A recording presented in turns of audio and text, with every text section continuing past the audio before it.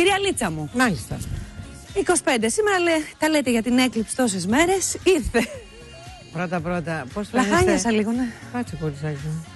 Γεννήσουμε εδώ. Όχι, έχουμε ακόμα. Λοιπόν, πώς φαίνονται τα παιδιά ότι δεν γνωρίζουν καλά. Όταν λέμε έκλειψη, είτε ηλίου είτε σελήνης, είναι και δεν μπορεί να μην είναι πανσέλινος ή νέα σελήνη. Δηλαδή, ο ήλιος και η σελήνη είναι σε μία θέση και η γη μες στη μέση. Άρα σίγουρα είναι πανσέλινος όταν λέμε έκλειψη σελήνης. Εδώ στους κυρίους που το παίζουν έξυπνα. Λοιπόν, δεν έχετε διαβάσει τόσα χρόνια. Σιφάκι. Δεν ακούς τίποτε. Μόνο η Ελένη μου διάβασε. Μόνο η Ελένη Μενεγάκη, πραγματικά. Ναι. Λοιπόν, τώρα, γιατί μιλήσαμε για αυτή την έκλειψη. Γιατί αυτή η έκλειψη είναι δυνατή. Η σελήνη είναι στο Σκορπιό. Ο Σκορπιός είναι ένα ζώδιο το οποίο μέσα σε όλα τα καλά του έχει σχέση και με το υπέδαφος, έχει σχέση με τη διάρκεια και έχει σχέση και με την ένταση.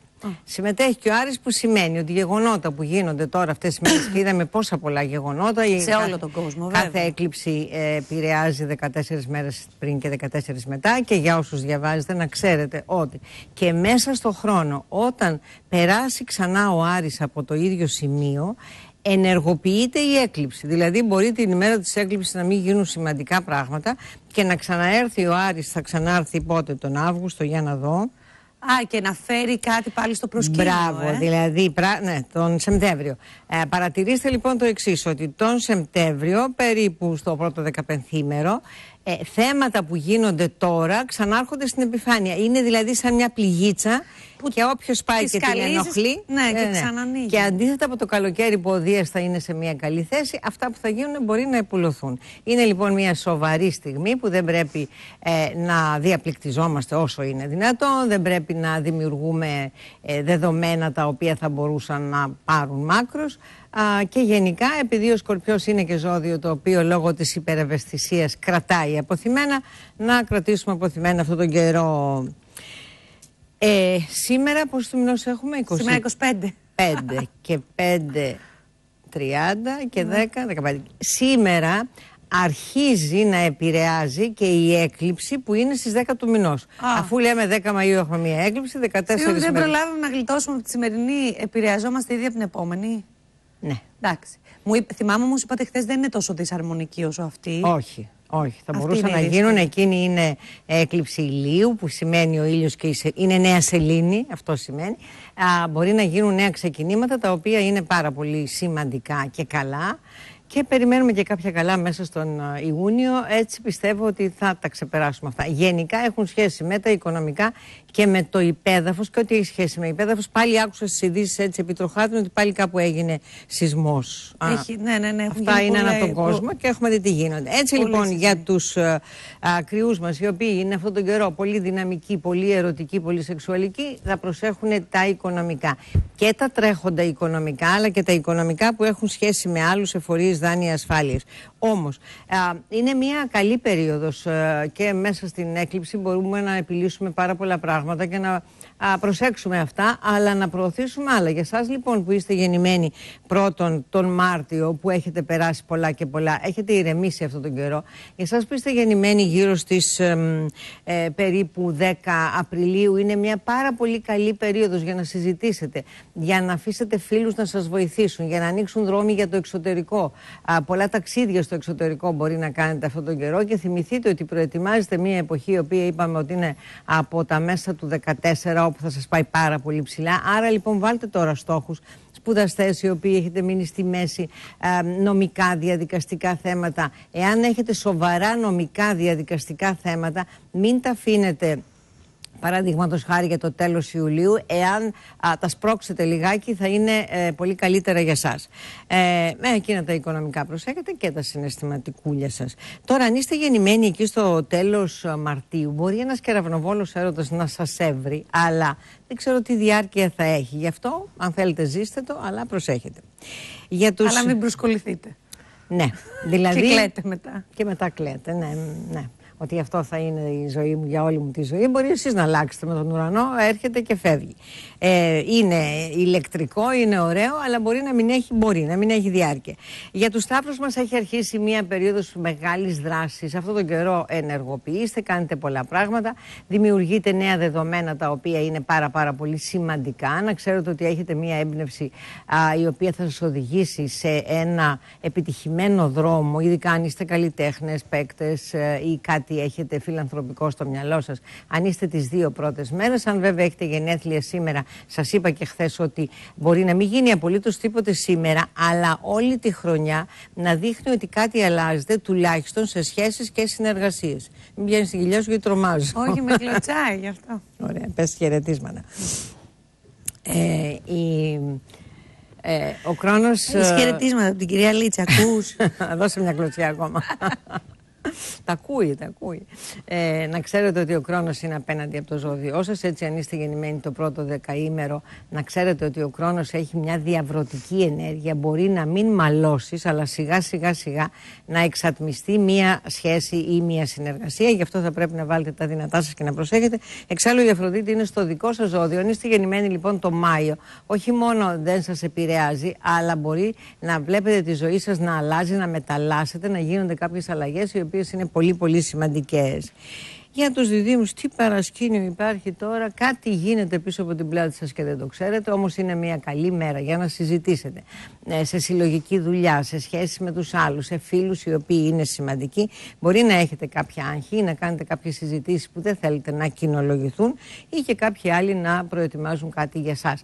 Φροντίστε την υγεία σας και την εργασία, ξεκουραστείτε λιγάκι αυτό τον καιρό, γιατί μάλλον το ανοσοποιητικό σας μπορεί να είναι πεσμένο και να πρέπει να προσέχετε, ειδικά εκεί τον Ιούνιο που περνάει και ο Άρης στο δικό σας ζώδιο. Μπορεί να δημιουργηθούν κάποια απρόβλεπτα γεγονότα. Αν είστε γύρω στις 25 Μαΐου, θυμηθείτε ότι στις αρχές Ιουνίου θα δείτε κάποια λάθη τα οποία κάνετε τώρα. Νομίζετε κάποια πράγματα ότι είναι έτσι και δεν είναι. Είναι κάποια εξαπάτηση.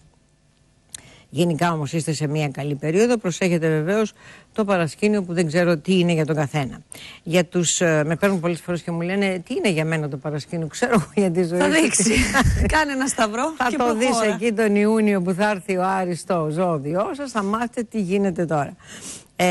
Μην δίνετε αφορμές για σχόλια. Για τους καρκίνους μας είναι μια πολύ καλή έκλειψη. Μπορεί να έχετε διλήμματα ανάμεσα στα παιδιά, στον ερωτικό σύντροφο και ανάμεσα στην κοινωνική ζωή και τους φίλους. Να μην ξέρετε τι να διαλέξετε. Τώρα με το Πάσχα πολλά διλήμματα τέτοια γίνονται. Να μείνω εδώ, να φύγω, να κάνω τέτοιου είδους θέματα, τα οποία όμως είναι ιδιαίτερα ευνοϊκά τελικά για σας. Μπορεί να είναι διλήμματα, αλλά δεν είναι δυσαρμονικά. Θα μπορούσα να πω ότι μπαίνετε σε μια αρκετά καλή περίοδο, η οποία οργανώνει και βοηθάει τα σχέδιά σας. Ο Κρόνος σταθεροποιεί σχέδια. Αν είστε γεννημένοι τέλος Ιουνίου, όπως και αν έχουν τα πράγματα τώρα, ενώ φίλοι μπορεί να είναι για σας σημαντικοί. Αν είστε μόνοι ανάμεσα σε φιλικές συντροφιές, μπορεί να βρείτε και το άλλο σας μισό. Για τα λιοντάρια μας η έκλειψη αυτή είναι δυνατή και δύσκολη, ειδικά αν είστε γεννημένοι τέλος Ιουλίου. Όχι αν είστε γεννημένοι 21, 22, 23 Ιουλίου.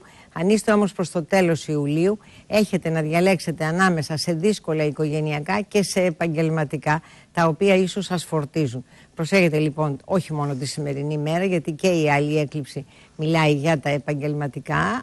Είστε έτοιμοι να κάνετε αλλαγές αν είστε γεννημένοι τέλος Ιουλίου. Για σας που είστε τέλος Ιουλίου θα σας πω το εξής, ότι είμαι σίγουρη ότι βιώνετε μία εντελώς αντιφατική κατάσταση. Από τη μία σας ανοίγονται δρόμοι για το εξωτερικό, είναι σαν να λες να φύγω να πάω στο εξωτερικό. Ναι, αλλά τη μαμά μου και τον μπαμπά μου που θα τους αφήσω. Το σπίτι που πρέπει να ξεπληρώσω, τι θα κάνω. Κάποια διλήμματα τέτοια τα οποία σας φορτίζουν βεβαίως.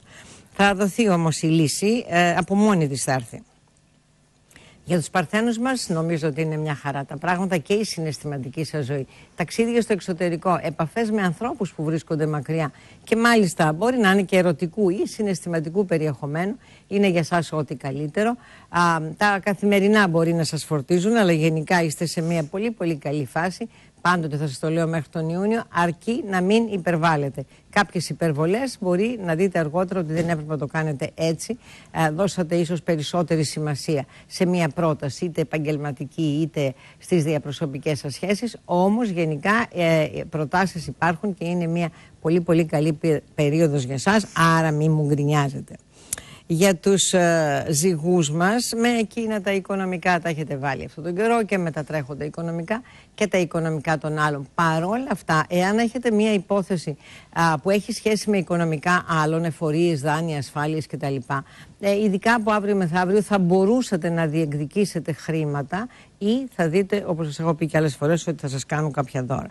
Πολλοί θα κάνετε ταξίδια. Αν είστε γεννημένοι μετά τις 8 Οκτωβρίου, θα κάνετε ταξίδια στο εξωτερικό ή θα έχετε επαφές, ή αν ασχολείστε με πνευματικές εργασίες γραπτά περιοδικά, θα έχετε ένα πολύ καλό αποτέλεσμα. Για τους σκορπιούς μας, μπορεί στον χώρο της δουλειάς να συζητάτε, να τα καταφέρετε, να καταφέρετε και ένα οικονομικό θέμα που έχει σχέση με άλλους, αλλά οι σχέσεις και οι συνεργασίες αυτόν τον καιρό ταλανίζονται και μάλιστα αν είστε γεννημένοι τέλος Οκτώβρη, αρχίζει δε και η άλλη έκλειψη που επηρεάζει εσάς που είστε γεννημένοι τον Νοέμβριο, μόνο δηλαδή το τρίτο δεκαήμερο μένει ανέπαφο, άρα λοιπόν θα πρέπει να είστε πάρα πολύ προσεκτικοί σε σχέσεις και συνεργασίες, ακόμα σε ηλικιωμένα πρόσωπα και ιδιαίτερα ανδρικά, ίσως έχουν την ανάγκη σας είτε τη συναισθηματική είτε και την ουσιαστική. Οι τοξότες μας θα πρέπει να ασχοληθούν με τη δουλειά, πολλή δουλειά φαίνεται ότι υπάρχει στο προσκήνιο, η οποία αρκετά σας κουράζει. Θα πρέπει να προσέχετε και την υγεία σας, αλλά από το χώρο της δουλειάς μπορεί να έχετε ηθική ή υλική ικανοποίηση ή ακόμα και να υπάρχει και πολύ γοητεία και αυτό να φαίνεται στους γύρω. Ο Δίας απέναντι από το ζώδιό σας σώζει καταστάσεις, αλλά υπάρχει άγχος. Έχετε άγχος το οποίο μπορεί να έχει σχέση και με τα οικονομικά και γενικότερα με την πορεία της ζωής σας, αν και ουσιαστικά είναι καλή. Οι εγώ καιροί μας είναι σε μια αρκετά καλή φάση. Ο Άρης βέβαια μπορεί να σας κάνει κάπως και επιθετικούς αυτόν τον καιρό, αλλά ουσιαστικά είστε σε μια καλή περίοδο. Ασχολείστε πολύ με τα παιδιά, με τον ερωτικό σύντροφο, αλλά μην τα πιέζετε. Είστε λίγο παραπάνω δοτικοί από ό,τι χρειάζεται, ή απαιτητικοί θα το έλεγα, και αυτό μπορεί να δημιουργήσει εντάσεις, όπως επίσης διλήμματα ανάμεσα στα αγαπημένα πρόσωπα και στη συλλογική δουλειά ή στους φίλους. Οι υδροχόοι μας έχουν μετακινήσει συζητήσεις, αλλά οικογενειακά θέματα έρχονται στο προσκήνιο. Προσέχετε και στις ηλικιωμένους οικογένειά σας. Προσέχετε ένα επαγγελματικό θέμα, αν κάνετε ένα ξάνοιγμα τώρα. Εσείς ζείτε μια αντιφατική κατάσταση. Από τη μία ο Δίας σας δίνει ελπίδες ότι τα πράγματα πάνε πάρα πολύ καλά και από πίσω ο χρόνος ελέγχει τα πεπραγμένα. Άρα λοιπόν θα πρέπει να κρατήσετε μια ισορροπία ανάμεσα στο τι θέλετε να κάνετε και στο τι θα μπορούσε να γίνει. Αντίθετα, τα συναισθηματικά σας φαίνεται να είναι ιδιαίτερα καλά. Προσοχή, κρυολογήματα, μικροατυχήματα, αλλά και συζητήσεις, επαφές επικοδομητικές δεν λείπουν. Ευτυχώς η Μπεκατόρου τα έκανε που σας παρακολουθεί με ανοιχτό το στόμα. Χρυσό μου. Τη βάζω τώρα σε λίγο. Απλά θέλω να πείτε όλα τα ζώδια γιατί με μαλώνουν όταν διακόπτουμε. Λίγο, ναι, είπα και εγώ αυτά που είπα. Για τα ψαράκια μας, μετακινήσεις, συζητήσεις, ερωτικές επαφές. Τουλάχιστον για ρουτίνα δεν θα πείτε ότι παραπονιόσαστε. Έχετε συναντήσεις, επαφές, συμφωνίες. Μην κάνετε υπερβολές, αλλά γενικά τα άστρα μεροληπτούν υπέρ ημών.